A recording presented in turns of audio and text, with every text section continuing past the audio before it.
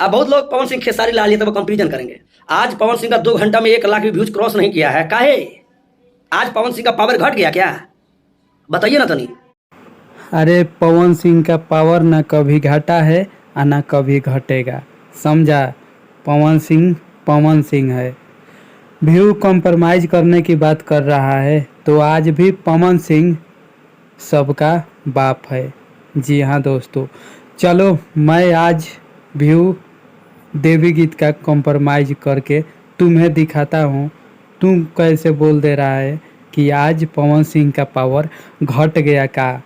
ये अभी तेरा आँख जो है ना, आँख नहीं है कि दिमाग नहीं है, मैं तुम्हें कैसे समझाऊं। चलो ये देख पवन सिंह का व्यू। हो गया रे, अब तो पिछवाड़े से क्या क्या निकल गया होगा तेरा। अबे सोच समझ कर बात कर, देख ले व्यू पहले कौन किससे आगे है, उसके बाद व्यू कॉम्प्रोमाइज करने की बात करना, समझा। तो कैसा लगा दोस्तों अपडेट, हमें कमेंट बॉक्स में ज़रूर बताइएगा। धन्यवाद।